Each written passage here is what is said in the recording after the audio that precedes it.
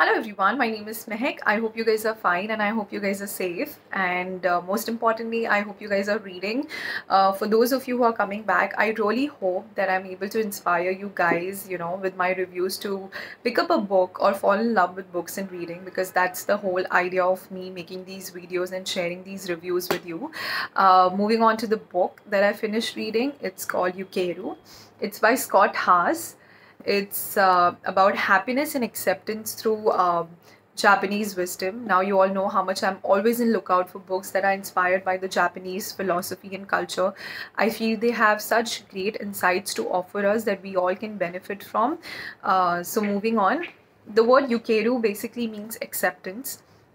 It is about accepting people and things around you. It is about accepting your relationship in the community that you live in, at your workplace, and basically it's about accepting your present state without worrying, about your future or your past. Now, the author has started the book, by drawing differences between the American culture and the Japanese culture. He says, that America is more about self, wherein, Japan has always been about community, the way they are brought up and the way their culture is, there's automatically a sense of community which is invoked from the very beginning, which allows them, to accept people, to listen more, to accept a different perspective and opinion, which ultimately leads to less stress and anxiety. And hence Ukeireru as a practice is more popular in Japan. Now he has basically given us, shown through practical examples what the people of Japan do, to imbibe this principle of Ukeireru in our life.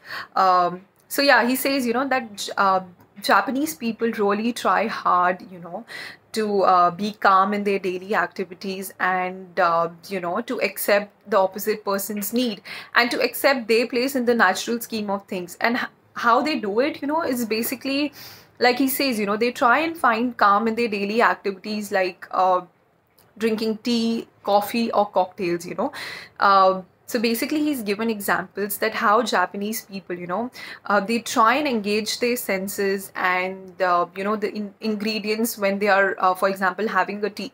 So it's just not about drinking tea, it's about enjoying the whole experience where they observe more and, and just not focus on the drinking. So for example, he has spoken about the Japanese tea rooms where people go and they observe how the tea is made. They take in the senses, they engage all their five senses, and they show a respect by being quiet and seeing the whole procedure. Similarly, he's spoken about the coffee saloons and even the cocktails. He says that in Japan having a cocktail is again an experience where it's where the bartenders, they engage your senses, they use natural ingredients. Even the glasses that your cocktails are poured in are not like your normal glasses, that we usually drink cocktail in. So he's, basically stressing that even when you have a wine, it's not about just getting buzzed, it's about the whole experiences. So I mean, if I have to ask you guys, when was the last time you really enjoyed your tea? Usually, for example, I love my evening tea, but there are times, I get back from work or I'm at work, and the tea is just gulped down, while I'm busy on the phone, or if I'm at home, I'm reading a book, or I'm busy chatting or something, I just gulp down the tea without, taking in the flavor or the smell. But after off lately, I've realized how important these to find calm in our daily activities is. And after reading this book and that particular chapter, what I have started doing is, that when I drink my tea, I just keep my phone aside. I watch, either I'm watching outside the window, I'm taking in the senses, I'm really particular about how my tea smells. There are times, I even have my tea in the kulhad, which is made of this, it's a utensil made of mud wherein you can literally smell the earth. And that is something that I'm sure all of us, we enjoy that smell. So he says, that it is very important that you enjoy, because already your life is so chaotic, and at times it feels monotonous as well. So it is very important that you find calm in these small daily activities, like making a tea or enjoying your food. Try and engage your senses there, be focused there, and try and concentrate on the ingredients. So that is very important. Moving on, the another thing that he after that he has spoken about different things that the Japanese people do with regards to community, which brings about the sense of acceptance. For example, the communal baths, which I'm sure all of us have heard about, which is again, you go there and for an hour you're just, naked with all the people around, and no one is really bothered, and you just enjoy that 1 hour immersed in the hot water. So he's spoken about the communal baths. He's spoken about a walk in the nature, which is again so important. Like a few of these things I've already read in the Japanese book, and I have shared in that review. A walk in the nature, wherein you're just quiet and observing the nature. Like, if you're living in a city, you might have a small garden at your workplace, or the place that you stay in. So it's very important that you spend at least few minutes, if not an hour or half an hour, at least 5-10 minutes in the garden, just to take your mind off and observe the nature is also very important.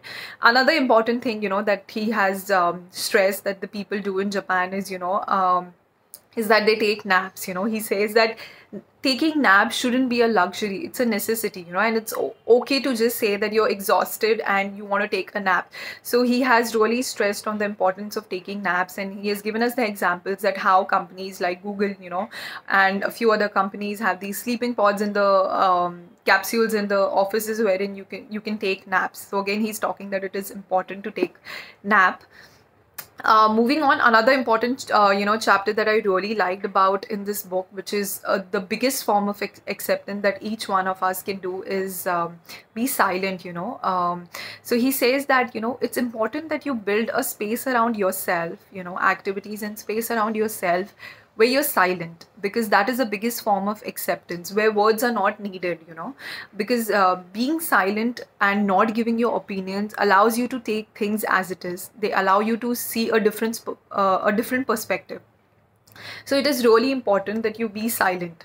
So for example, also it allows you not to react to things, which is again, avoids stress and anxiety in your life. For example, earlier I used to always have arguments with my dad, because whenever he used to get angry or something, I always had a thing about, reacting. And like, for example, he used to come from office and he used to just, his mood used to be off or something because that happened at the office. And he used to just shout and, say things. And I used to be like, I used to react at the same moment. But later on, I realized, it's important that I be silent. I take things as it is. I accept that, he's had a bad day, and it's important to give him that time, to just come back to normal. So the sooner you start accepting things, the sooner you start, accepting silence, you avoid such unnecessary situations where you react, which ultimately affects your peace of mind. So that, he says again, is very important, the whole idea of silence. Another thing which is important in acceptance he talks about is apologizing. So he says that it is important that you apologize, and also that you accept someone's apology, because that allows you to move on, detach yourself from the past, accept the present and move on, which is very important again. Another thing that he's spoken about, which is really important, which people all over Japan do, is they apply these few strategies while making decisions. So when you make a decision, he says that it is very important for you to measure that what is the immediate impact of this decision going to be. Also, is it important for you to make the decision at this moment itself? So he says that these all things, what all I have spoken about, and a few things more that he has shared in the book, all these things allows you to be present in the in the current state, and accept people around you, for the whole well-being of yourself. Now I'm going to read out two, three quotes that I came across in this book, that again, like always, I would love to share it with you guys. So the first one goes, it's about more observation and less opinion means more acceptance. The first step towards acceptance is observation and being silent, because that allows you to accept more. Another quote that I really love, he says, which is in the chapter of silence. The author says, bow a little, show patience, accept that others are stressed out, observe silently and listen. That allows you to again accept more. I think the main thing was here that you need to accept that others are stressed out. So make sure that you don't react. Give them time to settle in, bow a little, observe silently and listen. yeah, these are the two quotes that I really liked in the book. So this was the book is all about. For me, a few of the things were repetitive because I have read Japanese way, which is like the Bible of the Japanese culture, and it has everything. But again, a very interesting read. Basically tells you to accept your present state and be more silent, be more observant, and be more accepting of the things around yourself. That allows you to be happy, a little more happy in your life. So I would definitely recommend this book to you. Let me know if any of the other Japanese books that you've read and you've really liked. I would love to read them. I'll see you next week with a new book. Thank you. Bye bye.